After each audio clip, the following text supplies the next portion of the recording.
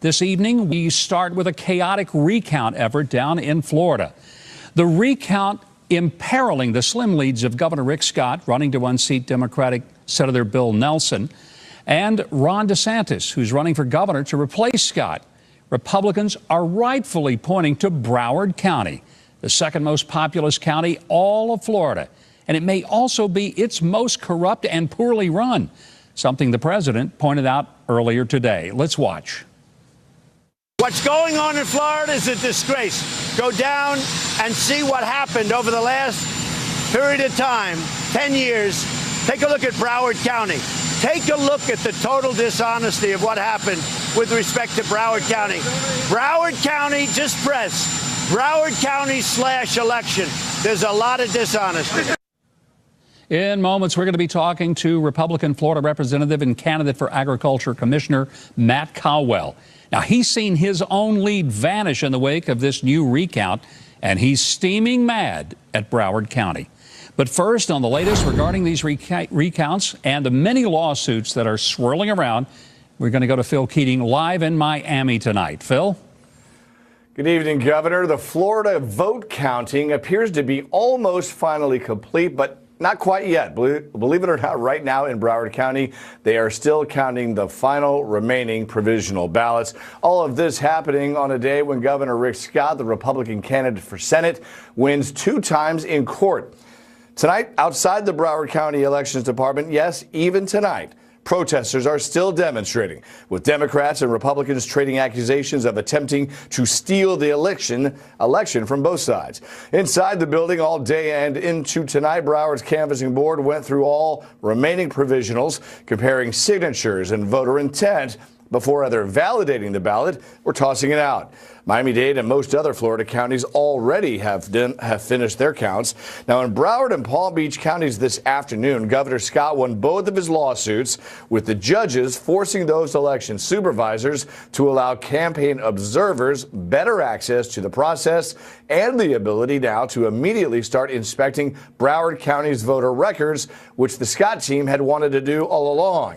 Governor Scott reacted with this, quote, "Bill Nelson is trying to commit voter fraud in broad daylight, and we won't let them. We will continue to fight for full transparency and accountability."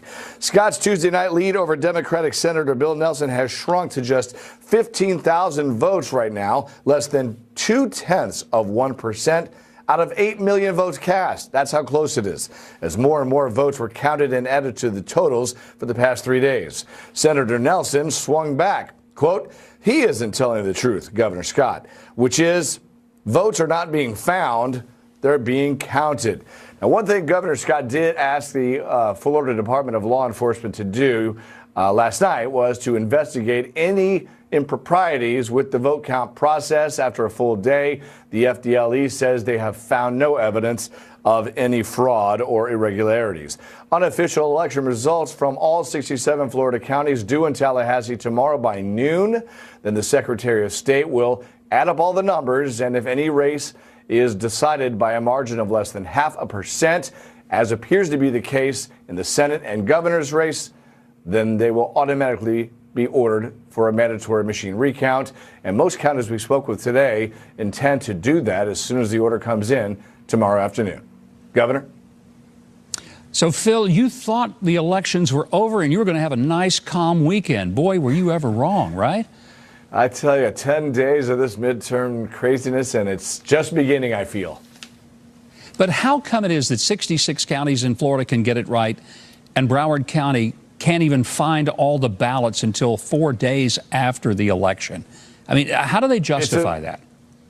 Well, right now they haven't actually provided detailed answers as to how this happened. There have been reports tonight of duffel bags with perhaps up to 100 mail-in ballots that had yet to be delivered, so they missed the deadline and those votes may not count. And there was also some postal workers out of that Opelika, Florida facility where that suspicious mail bomb package for Senator Corey was found a few weeks back. In the mail bomber story, some workers there took some photos of a lot of piles of mail-in ballots that were still sitting there undelivered to supervisors of elections office, but still very unclear. Had those arrived after Tuesday, or had they been there before Tuesday? A lot of questions right now. But, you know, a lot of people call the Broward County Elections Department inept at times. Well, I'll let you be the judge. I think it's easier for a 3-year-old to find Easter eggs than it is for Broward County to find ballots. Phil, thank you very much. Now we go to Trace Gallagher for more on the corruption surrounding elections in Broward County, Florida. Trace?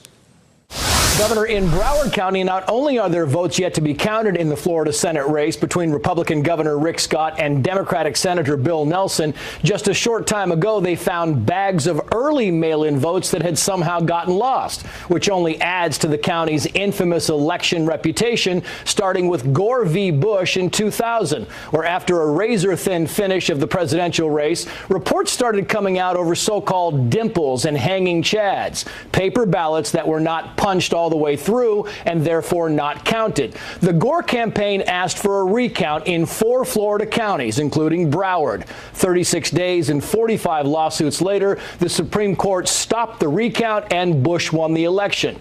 Then in 2004, the presidential election between George W. Bush and John Kerry, Broward County election supervisor Brenda Snipes, who's currently embroiled in the Nelson-Scott Senate controversy, accused the U.S. Postal Service of losing close to 60,000 absentee ballots. She later lowered the number to 6,000 and dropped off replacement ballots to the U.S. Postal Service the Saturday before the election, after mail carriers had gone home, prompting one postal worker to say, quote, "There's no way in hell those people are going to get their ballots in a timely fashion. They should get their act together over there." The snafu meant thousands of voters in the Democratic-leaning county were out of luck. Of course, Bush went on to win.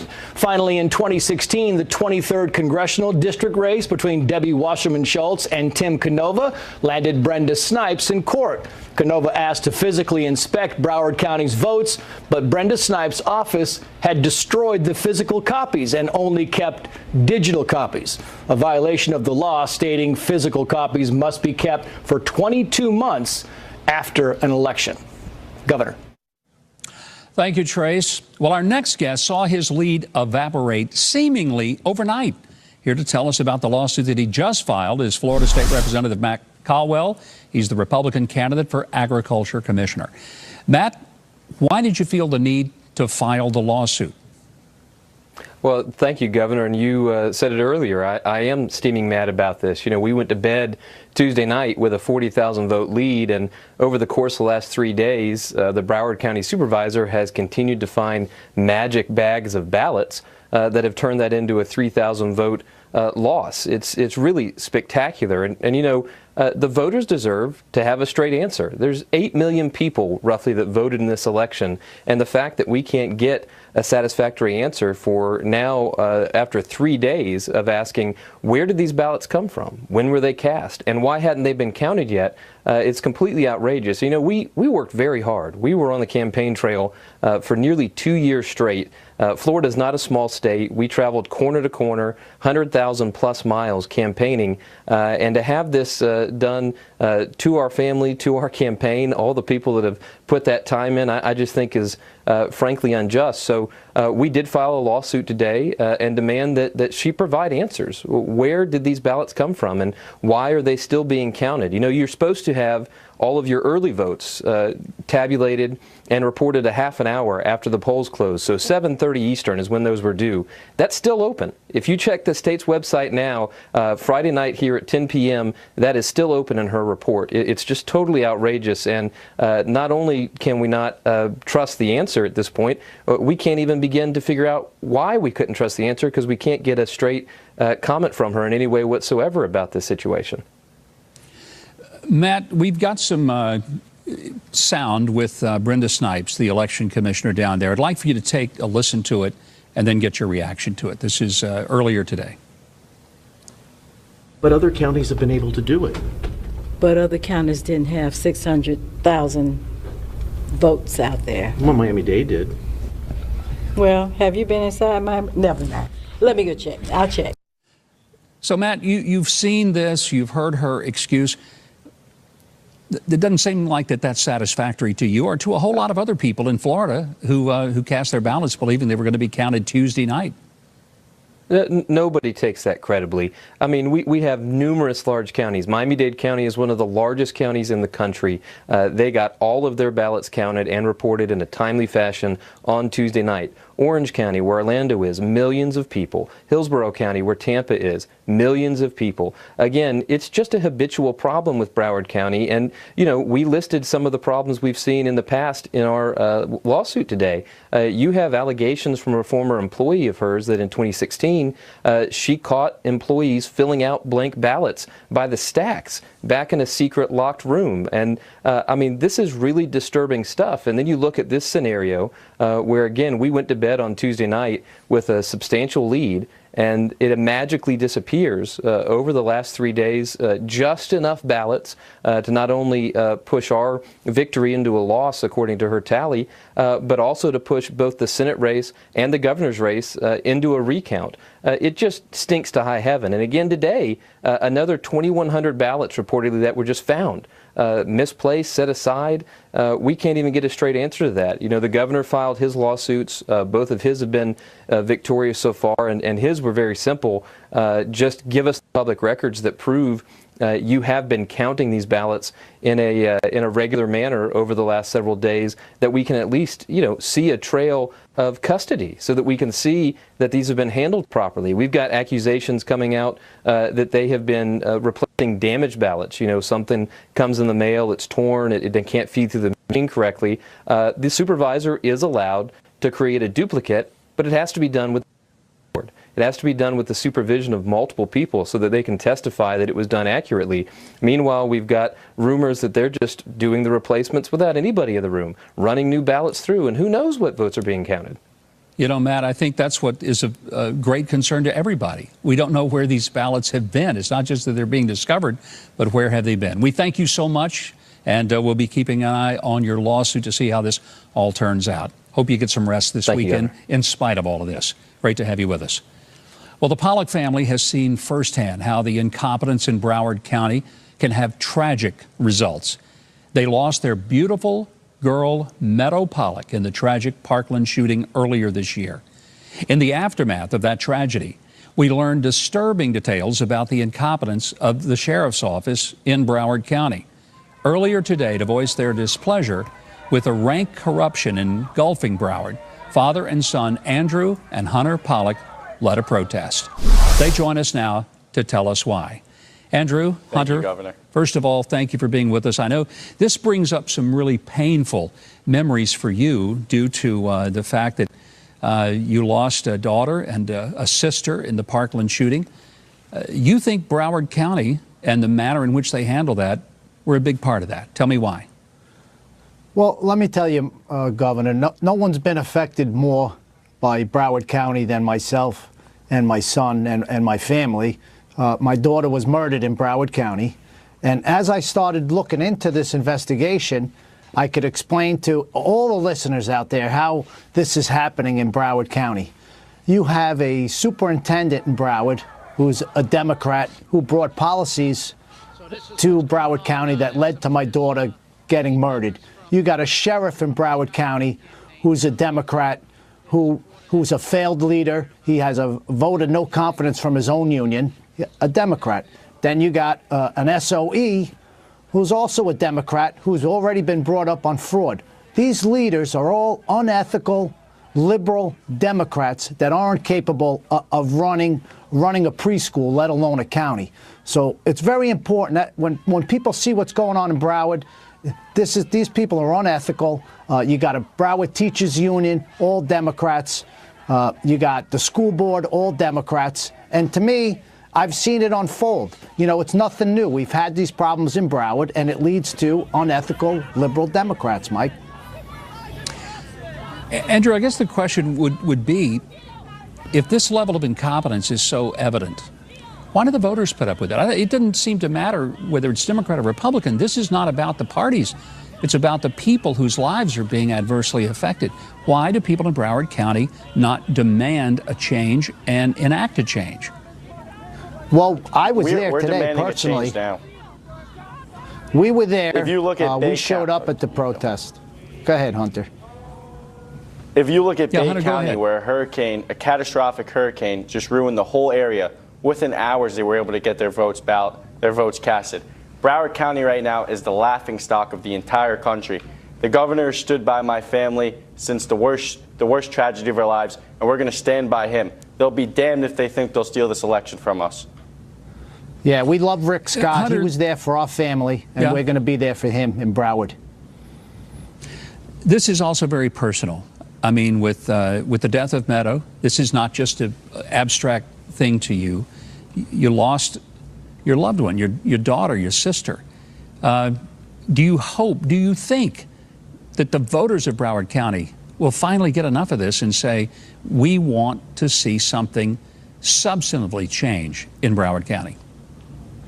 Well, that's why the sheriff's scrambling right now, because he knows we're going to start holding these officials accountable.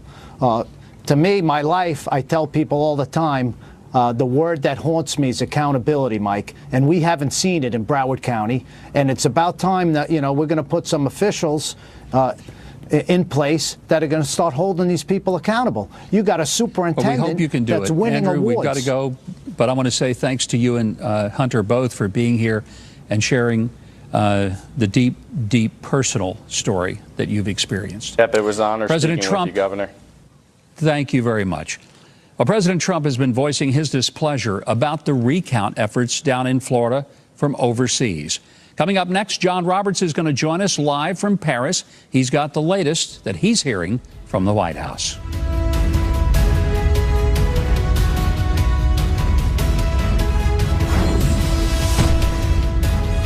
Look, there's bad things have gone on in Broward County. I think that people have to look at it very, very cautiously. President Trump is keeping a close eye tonight on the Florida ballot controversy in Broward County. At this hour, the state's second biggest county is not just counting votes, they claim they're still finding votes and putting the results of the high-stakes governor and Senate races into question. Chief White House correspondent John Roberts is live from Paris. He's with the president tonight. John, what's the latest? Governor, good to see you tonight from Paris. Early this morning, rather, and because it's bad weather outside, we had to come inside, so we hope our little facsimile of the Eiffel Tower will suffice tonight. Clearly, this is an important issue for the president. He woke up on Wednesday morning thinking that they had picked up 5 Senate seats with the loss in Nevada by Dean Heller, netted out 4, but now a couple of those races in Arizona and Florida are in question, and the president wants to get as many people on the Republican banner in the Senate as possible to confirm federal judges and maybe even a Supreme Court judge. So on the way out the door from the White House to Paris this morning, the president voiced his concerns about it. Listen to what he said. What's going on in Florida is a disgrace. Go down and see what happened over the last period of time, 10 years. Take a look at Broward County. Take a look at the total dishonesty of what happened with respect to Broward County. Broward County, just press Broward County / election. There's a lot of dishonesty. And that was just the president getting warmed up, because as soon as he hit his seat in Air Force One, he started tweeting. As soon as Democrats sent their best election-stealing lawyer, Mark Elias, to Broward County, they miraculously started finding Democrat votes. Don't worry, Florida. I am sending much better lawyers to expose the fraud. The president went on. Rick Scott was up by 50,000 votes on Election Day, and now they found many votes, and he is only up 15,000 votes. The Broward effect. How come they never find Republican votes? The president also, with an eye cast toward Arizona, tweeting, just out in Arizona, signatures don't match, electoral corruption, call for a new election. We must protect our democracy. But the president throwing some shade from Democratic gubernatorial candidate Andrew Gillum in Florida after the president said Andrew Gillum conceded. Now he's back in play because of this recount. Gillum tweeting, quote, what's embarrassing to democracy is not counting every vote. And you, of course, referring to the president, count every vote. It's so important, again, because the president wants to get as many Republicans as possible in the Senate to get those judgeships through, potential Supreme Court nominee as well. And he's got Ohio in his back pocket now with the win from Mike DeWine, so that sets himself up well for 2020. If it were to happen that Ron DeSantis in this recount were to lose the governorship of Florida to Andrew Gillum, Well, that wouldn't put the president in as good a position for 2020 in the state of Florida. So that's why the president, even though he's asleep right now, probably somewhere in his mind, Governor, thinking very hard about what's going on in Florida, particularly Broward County and Arizona tonight as well. John, thank you very much, but I doubt the president is asleep. Be watching for a tweet any moment now. All right, joining me with reaction is someone who knows the recount situation in Florida all too well. Former White House press secretary for Bush 43, Ari Fleischer. Also with me, former Pennsylvania Congressman Jason Altmaier. Ari, first to you. Why in the world are we back here? Yeah, this gives me the heebie-jeebies, doesn't it? Yeah. We're back here because Broward County has a tradition, and you're watching this tradition come into play. And what bothers me so much about the nation going through this again is the entire integrity of our democracy rests on elections that are meaningful and accepted. And you can't, after the ninth inning is played, the game is over, and one team wins, say, I've unilaterally decided we're going to go into extra innings and we're counting the runs differently. That appears to be what's happening in Broward. Jason, how troubling is it that some of these ballots, we have no idea where they've been since Tuesday? There's been no chain of possession. I know you're a Democrat, but you're a fair one. You're a good guy. How does that hit you in terms of just an objective view? Does that make you a little squeamish that we don't know where these ballots have been? There's no question that Broward County has a well-deserved reputation for infamous Election Day activities, and I don't mean anything criminal. The Florida Department of Law Enforcement has looked into this. I just think it's an incredible lack of communication, and for all the confrontation, for all the lack of communication, I think everyone should agree we should count every vote. And as I understand it, this process, although it's taking longer than it should, is the normal process. The votes that came in up until the end of the early voting, they were counted. And that's what was reported by 7:30 on election night. Then the votes that they're counting now, and it is taking longer than it should, and they'll have to account for that, are the provisionals and the absentee ballots that came in subsequent to that up until Tuesday, Election Day. Under state law, those ballots have to be counted by tomorrow at noon. It appears they're going to reach that deadline. So I don't think anything mysterious or criminal has happened. It's just unfortunate that you have three races in Florida, it looks like, that effectively were fought to a tie. And when you have 8 million votes count within the statistical margin of error of basically a tie, it gets ugly and it's messy and it's not fun to watch. But unfortunately, that seems to happen more often than not because Florida is such a divided state. But Ari, does that pass the smell test? I mean, all the other counties, including the ones hit by a hurricane, were able to get their votes counted on time. Broward County can't, and we don't know where those ballots were. There was one box that a teacher found just in a storage area. Who had possession of that? How long was it sitting there unattended? That's exactly the point, Governor. If you have to have faith in the process, and when something goes wrong, and things do go wrong, then there has to be a valid explanation, and no valid explanation has been given. Nobody knows what is going on in Broward, why they were late, what ballots were found, why they were found late, why they were counted late. You just keep getting the additional votes, keep going and breaking for the Democrats. Now, maybe in a Democratic county, you can say votes would normally break for a Democrat, but by what percentage? How come? These are the explanations. This is called transparency. And when you have one powerful commissioner in charge of the elections with a history of mischief in the elections and been getting in trouble legally for destroying ballots previously, you have to scratch your head and say, is this on the up and up? And that's the problem. It's all moving in one direction. And it's not just within the statistical margin of error. Tens of thousands of votes have been moving. That's the problem. And Jason, we've heard for 2 years, Russia. They're interfering with the election. They're mucking it up and making it where we don't know really who should have won. How do you not blame for Republicans who want to say Broward, that they've messed it up?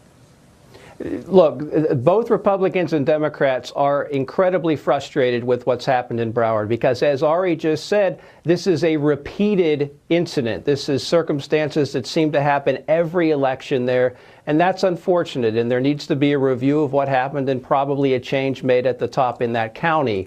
But I think Governor Scott and Congressman DeSantis are still going to prevail. And it's unlikely you're going to see a 15,000 vote margin overturned in a hand recount. So at that point, they should be happy that every vote is counted. Again, it was messy. It wasn't handled in the way it should. It wasn't communicated properly. But in the end, in order to have a valid outcome of the election, you have to count every vote, and that's what's happening. Well, thank you both. But you Ari, have to count Jason, every vote that delighted was to have you both cast here. During the Yeah? Go ahead. All right. Thank you. Okay, we've got to run. We just found out that they have stopped the counting of the ballots tonight. They've recessed for the evening. They're going to get some sleep. I'm sure they need it. I'm sure they want it. And then a lot of coffee in the morning and a lot more counting. All right, coming up, the left-wing media mocking prayer in the wake of tragedy. Believe it or not, that's you mean thoughts and prayers? Yes, I'm thoughts sorry, and prayers. that should be outlawed. Next, we're going to talk with someone who is on board with that sickening suggestion to not have the prayer. That's coming up ahead.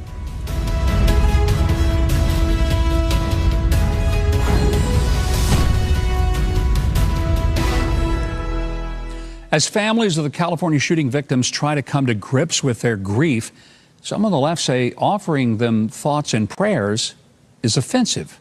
Watch. When you offer thoughts and prayers, you mock those who lost loved ones, because if you gave it any thought at all, you would never walk away from any of these without figuring out a better way to deal with them. And prayer, you think leaving it to God is the answer? We pray for strength, we pray for wisdom, for resolve, but we clearly don't want to act on any of those here. So what are you praying for? What would it take? How about a stadium full of children of the most influential people in our society, all holding puppies? What if they were all shot and killed? Would we act? You mean thoughts and prayers? Yes, I'm thoughts sorry, and prayers. that should be outlawed. I know it's well intended in some cases, Well, but no, usually it's a isn't. throwaway line by a staffer who knocks off some script, some product, some wordage for somebody political to make it sound like they give a damn. Well, joining me now is Tony Perkins, Executive Director of the Family Research Council, and Igor Volsky, the Executive Director of Guns Down. I want to start with you, Igor. Earlier today, you tweeted this. You said, quote, "Screw thoughts and prayers," end quote. Why does that bother you so much? Oh, it doesn't. Look, I pray. I know a lot of people who pray. My point is you got to pair the prayer with action. The action I want to see is moving towards a future with fewer guns. It's making guns harder to get. It's about living in safer communities. I don't care if people pray. I just think that they should pair it with actually doing something to solve our problem. Why would you mock, though, the idea that people are trying to show their sympathy, their compassion, and nobody knows exactly what to do? They'd love to get rid of people who have mental health issues and get them where they can get the help they need. There's a lot of things people would love to do, but if they don't feel the power to do it, do you think it's powerless to pray?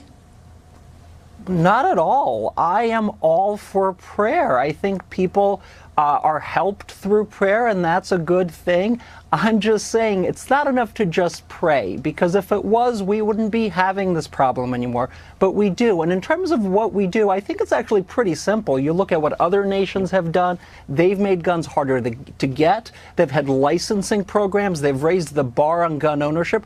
And that's really what we should do here. So in terms of what to do, we know what to do. The problem is sometimes, and it's been for the last really 20, 30 years on the federal level, we fail to actually do it. So pair the prayer with action, and Governor, I'm a happy camper. Tony, when I hear Chris Cuomo giving me a theology lecture, when I hear Chris Matthews trying to tell me that these are meaningless words, I have a visceral reaction to that. I'd like to get yours. Well, I'm with you, Governor. Well, first off, let me say that we are praying for those families, those victims of this senseless violence. In fact, one of our team members lives in that community, and their church had a prayer, one of these prayer events. Look, let's be honest. This is an attack, the same attack that Barack Obama started with his mocking of people who cling to their religion and their guns. This is more of the effort to try and quarantine religious expression within the four walls of our churches in our synagogues. But here's a news flash. We'll get more of this. When we remove God from the public square, and we remove virtue, Violence invites rush in. And I'm tired of being lectured by liberals about their liberal gun grab.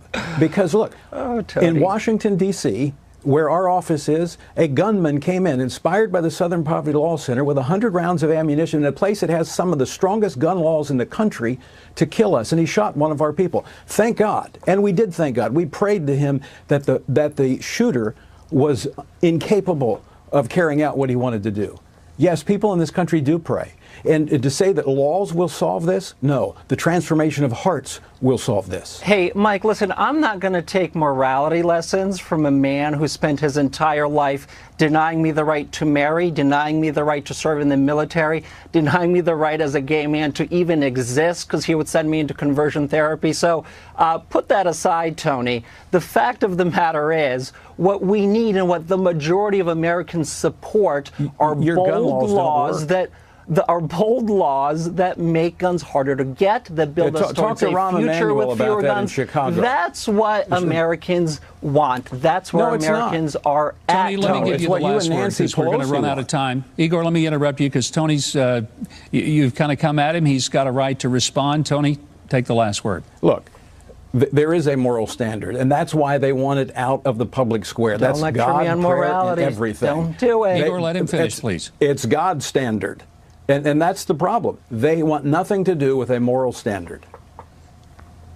I want safer communities. I want kids to come home safe, and that's what every single parent let kids in know that this they're country created wants. in the image of God, and they have a God that loves them. Listen, that's fine, but what they also need is to live in communities that aren't overflowing with guns, where people don't have access to weapons of war. That's what we actually need, along with the prayer. Thank you both. I appreciate it.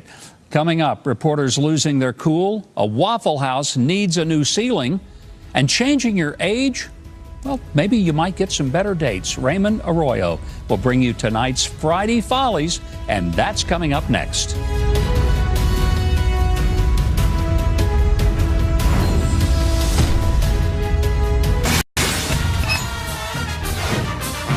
Reporters undermine civility, and truly a Friday folly at a Waffle House. Laura spoke with Fox News contributor Raymond Arroyo earlier to bring some sanity to this week's madness. The White House this week and what it tells us about the country, the craziness with the press corps. What we saw the other day at the White House was a complete disgrace. And I want you to listen closely to this exchange. It explains a lot of what ails the White House press corps and the relationship with the president. CNN's Jim Acosta, watch. I wanted to challenge you on one of the statements that you made in the tail end of the campaign in the midterms. Here we go. If you don't mind, Mr. President, that this caravan was an invasion. As you know, Mr. President, I consider it to be an invasion. As you know, Mr. Miles away. That's not an invasion. Honestly, I think you should let me run the country. You run CNN. All right. And if you did it well, your ratings would be much better. If I may ask one other question. There's a little bit there that a lot of people missed. Jim Acosta, I'm perfectly fine with he and any reporter gathered asking the president a tough question. That's what he's there for. You're representing the American people. But you are not allowed to become the debating society of the East Room. And there he inserted his opinion and he said, that's not an invasion. Well, with all due respect, Jim, that's an opinion, not an inquiry. You're there to ask questions. Conspire with your fellow White House correspondents. Ask the same question or in different ways. You need to get answers for the American people. But you are not allowed to debate the commander-in-chief or to turn this into some kind of roughhouse free-for-all, which is what happened the other day. Well, what he's turning into is a exchange about himself. Right. This was really about Jim Acosta taking center stage away from the president. That's a problem with the cameras being at all This is a problem with a lot of these journalists, not all of them, but gone are the days of like Brit Hume and I'm not just saying it because Brit Hume works here. As I remember watching him when he worked for ABC when I was in college, watching him and thinking, wow, okay, he gets it. He knows what he's doing. And Tom Brokaw in his day, and these were real reporters asking real questions. I want to show you this. I call it the some people approach. Now, this is a New York Times reporter, Yamiche Alcindor. Watch this.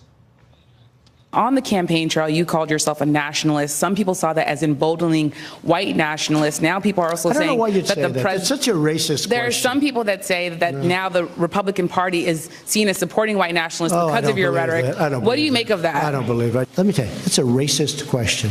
What you said is so insulting to me. It's a very terrible thing that you said. So this thing went back and forth. This was almost the entire press conference. Some people. Some people. Some say. Some say that. No, it means she says. Right, exactly right. No, when some who say, are these why some doesn't she people? just say, I think you're X. I think you're a Mossad racist. Whatever it is.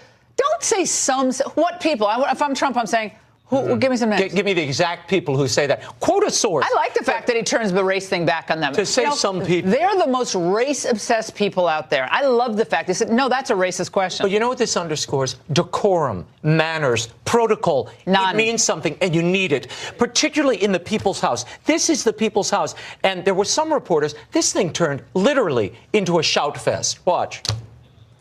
Sit down, please. Sit down. I didn't call you. I didn't call you. I'm not responding. I'm responding to. Excuse me. I'm not responding to you. I'm talking to this gentleman. Will you please sit down? Excuse me. Excuse me. Would you please sit down? Please go ahead. You rudely interrupted him. You rudely interrupted him. See, I wish the president had frankly walked out of the room. He should have said, you know what? You people don't know how to respect this institution and the time we're giving you. When you do, I'll be back. He should have walked out because it dragged him into turning into the corrector-in-chief. Yeah. But this shows an incivility, a lack of respect for your obligation to represent the American people, and it's spiraling throughout society. What we saw at Tucker Carlson's house this week demonstrates this in bold and horrible colors. The idea that you can have a political difference with me and I with you, and that gives me license to attack, harass, and drive you out of the public square and the marketplace. We've got to reject this, not only as people in the media, but as society. It's horrible. I don't like when people yelled at Pelosi the other day when she was going into that campaign event. People said, you know, use the F word on her. I don't like this. No, I don't this like is any of a it. sick spectacle, makes the White House, demeans the White House and one of our treasured institutions. Raymond, we're can going to do this segment coming up about a flag, just a flag mural being defaced. A woman said the wall is kind of worn down. We're going to put something nice on it. And they put a flag up. They were in the middle of painting a beautiful American flag. People came along, threw paint at it, and they basically threatened her beforehand. We're going to get into it. I don't want to give it away. Yeah. But that's kind of that's another example. Again. Intimidate, but it's not, when people call these protests, these are not protests. No. These are criminal acts. They're acts of intimidation, and they're a type of political and rhetorical political violence. I've got to show you a different type of violence. This one kind of comedic. Down in Alabama, where you're going. Yes. A guy goes up, breaks in. His name is Glenn Bost. He takes his pants off, goes into the bathroom. Well, a Waffle House. He ties his pants around the door to keep it shut, climbs into the ceiling tiles. He's trying to break into the Waffle House office to rob them. And then this happened. Y'all be quiet. This is the maintenance guy.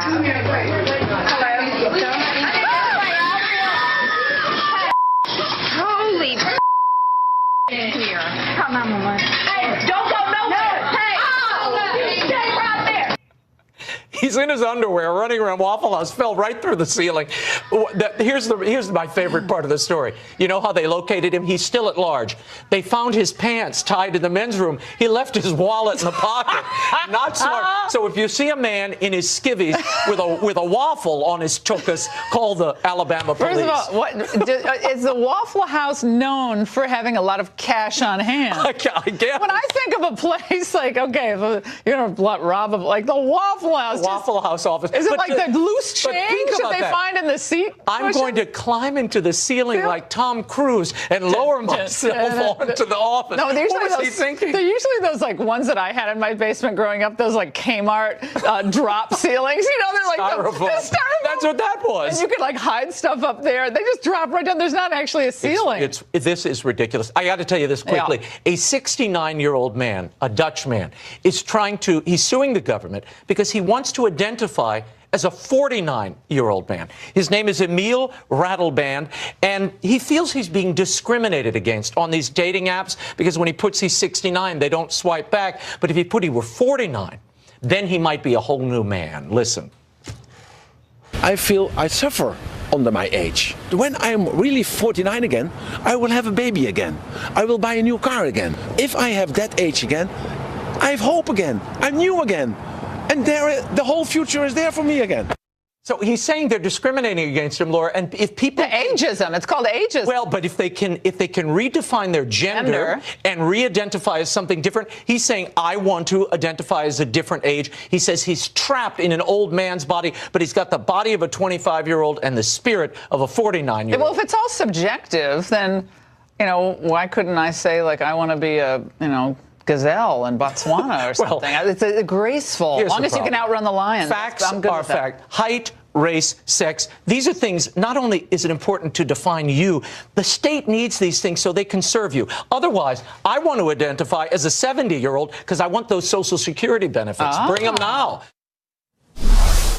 I love that. Actually, I'm imagining myself with six-pack abs right now. All right, coming up, protesters swarm a pizza shop as vandals target an American flag mural in a small New York town. Laura talks to the owner of that shop. That's coming up next. Do you ever feel like your to-do list